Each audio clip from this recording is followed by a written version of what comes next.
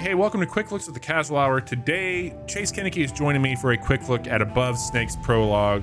What do you know about this, Chase? I know I'd rather be above snakes than below them, am I right? Heyo, now we're talking. I honestly don't know much about this.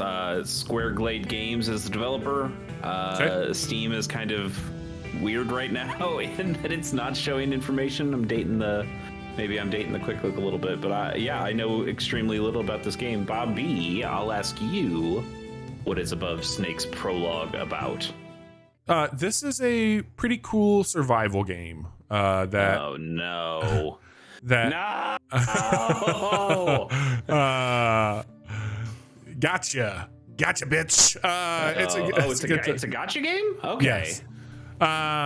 So it is a survival game. There's some cool mechanics I think you'll appreciate. I don't know if you'll love, but you'll appreciate.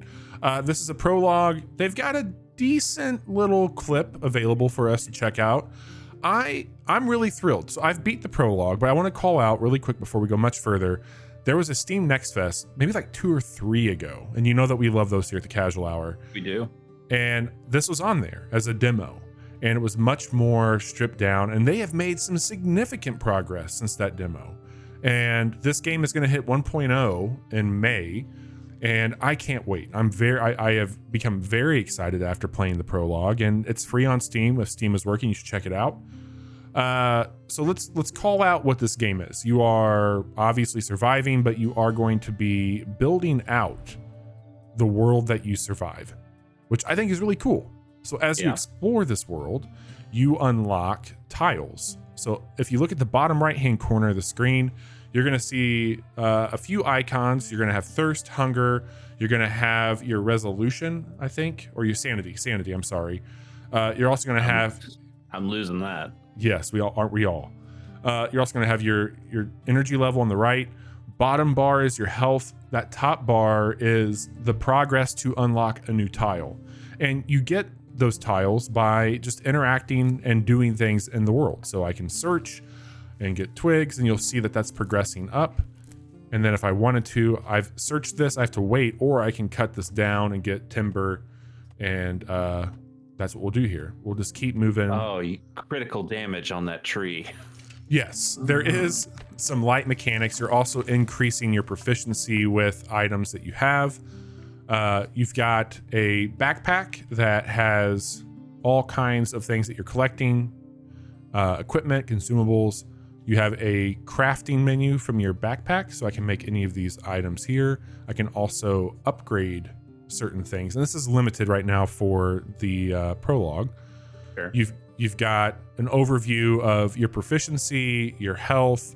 You can equip items as well, so your gear level will go up. And then you have your quests, because there are going to be fetch quests, side quests, and overall progression. So some cool stuff to check out for sure. I've built out my little hut here, and it's very simple for the time being. I've got a bed, I got a storage chest. But out here is where you learn. So you've got your workbench, but you also have your cartography table where you can unlock these new tiles. And so they require resources that you'll find within the world that you're in. So let me just continue to build out a little bit of this so I can show you how these tiles are unlocked in the game. Okay. And I've placed all this stuff. So I've built out how I want this to play. And some of the side quests are like, hey, you need to find this camp's belongings. They lost their belongings. They were attacked. And that tile is a unique tile that you can get, which is this one over here where this wagon was at, the lost provisions. It required quite a bit of resources. So that's kind of like the first skill check in the prologue. Hey, you want to be able to get that, you're going to have to unlock a bunch of other shit to can you zoom back out? Is this a little bit like Dwarf Romantic in a way where you can only place tiles that work with the tiles around it? It's like, go back to the lost provisions. Yep. So seeing that tile, it appears to be a completely desert tile or whatever that kind prairie. of tile is called. Prairie. Okay. So, and then the tiles that I see around it, you have pieces of prairie that line up with that. So to get that tile and place it where you placed it, did you have to build those other 3 tiles in those specific places before you could place that tile there? Absolutely. That's exactly how Awesome. this works. Okay. You know what? I hate survival games, but I like this mechanic. Yeah, this is really cool. So you're unlocking and researching those. You're also able to grab materials. There's a store economy that you can use to buy things. You can find random chests in the world. And they make it pretty easy from like managing all of your needs. So you can see right now, I need some water, I need to eat, but first and foremost, we need to put a new tile down. So I'll do that, and then I'll cook some food and show you what that looks like. So when you pull this up, I've got the survivors camp, which is mostly on a plain. I've got a partial lake down here, and I've got a pine forest, I think is what they call this one. Yeah, pine forest. So I can do a little bit here. I would like to, let me see if I have enough of something really quick to show you, because I made a goof with the lake. So I want to come down here and make some ink, and I've got enough to do that right now. So I'm going to make a couple of these because it requires 2. And I'm sure I can find a feather really quick, and I'll show you my idea of what I can do better here. There's a twig. Give me a feather. Perfect. So I'll come down here. I'm going to make one more thing of ink, and I'm going to pull this up, and I'm going to get rid of this one. So as I come over this, let me move that there. I can edit the world, and I can remove that plane. So now I've got that gone. And I'm going to place a new spot here. On this one, I want to place a plane that goes into a lake. And you can see that it's got the green, which means that that's acceptable. So we're going to place that there. That'll drop down. Why would that be acceptable? Because it seems like you wouldn't be able to build to the one next to it. Because wouldn't that, like, you don't have a beach? Okay. I do have it. So if I come up here, let me show you what I'm talking about. I have this. Okay. Yeah. So are you not going to have a beach there? It's just going to drop right into the lake if you place that. That was the plan. Okay. But I don't know if that'll work or not. Let me eat really quick and see if I can get some more forest here. So I'm going to light some lumber. And if I go into the cooking, you are learning recipes as well. I like this huckleberry bowl. It's pretty good. So I will cook this really quick. And maybe I can come up with a new meal. That's a cooked meal. Can I add some mint to it? And vanilla? Gross. Don't want that. Carrot, yeah. Mint and vanilla. Let's see if carrot and honey and mint. I hope your wife is the one who cooks at your place. No. I can definitely. Let's make some berry water. There we go. Excuse me? Yeah. That's called juice. Made some juice, baby. So then if I come in here. Fucking berry water. God damn.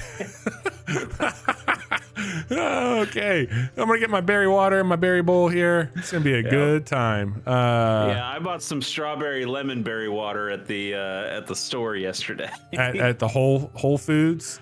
It was a Fields Foods, but yeah, close enough. All right. And then we'll come down here and grab. Oh, we need to go inside because it's cold. There are enemies that'll come out. There was a whole plague that happened, and you've had to basically get on the run from it. And there's a lot of survivors that you'll encounter. How can there be a plague if there's also no world? Like you're the one building the whole world. Look, I don't ask questions. I just survive.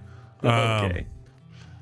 But I've liked the writing so far with the camp survivors, and you start the game off by somebody's house being destroyed, and you kind of have to learn the basics of crafting at that point. It's cool. Like from a surviving game, which I love these things. This is really fucking cool. I like the mechanic of building these out. I like that you're earning new tiles to put down, and you have to be kind of smart about how you go about it. I think that stuff's really cool. The combat's been fine. rolling, like you can dodge out like that. Right now I'm just using my axe. I did get that bow and arrow after beating the prologue. I was able to afford buying one of those. But yeah, it seems pretty neat so far. I'm digging what this game is doing in a big way. Let me keep eating some berries here. Yeah. So a couple things. One, I talked about Dorfromantic before, but this also reminds me a little bit. Did you ever play or remember seeing Carto? Yeah. So that was like a puzzle adventure game where you were able to pull out your map, which was the world itself, and change pieces on it. Like take this square of the map and put it into this square of the map. And so then you could solve puzzles by getting by putting the specific places in, or specific tiles in different places. So is that not letting you put the water? Yeah, basically what you were calling out. So we would have to effectively do something like that, where, but you're going to be able to. How you turn? I don't know how you put anything in that space. From the way you have that this one oriented. This would need to be here, like I had it. This would need to be here. Yeah. And I think are you able to rotate things, or can you only destroy them? So I can't rotate it once it's placed. Like once it's there, it's there. Okay. But if I pull out one of these pieces, so let's actually go over here and do that for this. I'll add to the planes. So if I wanted to add something here, we want to add this. If I rotate it, you can rotate it to fit. Okay. So that gets dropped. I don't. Okay. What? I'm not sure if that's what you wanted to do. Oh yeah, that's fine. Yeah, just for the sake of this. Now you've really limited what you can do with the tile next to it. Well, I'm not saving this for the quick look, but just John. Good. Good to know. I've pretty much hit like. I mean, hey, the casual hour. We only do high level play here, so yes. I want the audience to know that if you tried playing Above Snakes, you shouldn't do what Bobby just did. Yeah, you want to be a bit smarter about this, and I think. Oh, look, we can show you a little combat here. It's a little zombie action. And we'll get a bone out of that, I think. Oh, there's a few zombies here. Ooh, I can use my bow and arrow to shoot a bunny rabbit and get some food there. Nice. Skin and gut. That's what they call me. Yes. Ouch. Man, I don't mean to backseat game design. Somebody wanted to make this game. This is somebody's vision. You're really liking it, so obviously it has succeeded. I think for me, I like this concept of building the world and placing tiles and then zooming into the world and playing on the thing that you just made. Yeah. I think I'd rather this be like an RTS game. Like, what if this was a PvP thing and you had two people on either side who had to build out the world between them to go and fight each other? That'd be cool. Like and so the resources that you need, like when I see like the pine forest there, what if I could place the pine forest and then get my workers to go over there and cut down the trees to get those resources? And like trying to strategically play what tiles I can to get the resources I need to make the units I need to send over to another thing. You know what? We should turn off the quick look. Take all that back. Copyright. Yes. I mailed this quick look to myself. You can't steal it. It's us now. Somebody call Ubisoft. They need a video game that works right now. Let's get them on the phone. Let's start making some fucking video games here. Give me that deer. I want to kill this deer and then we'll wrap this up. Maybe. Got him. I want to meet that dad. So yeah, I'm really digging it. It's very limited in the prologue, and I think there's a lot more from pick this up and you can start to craft that.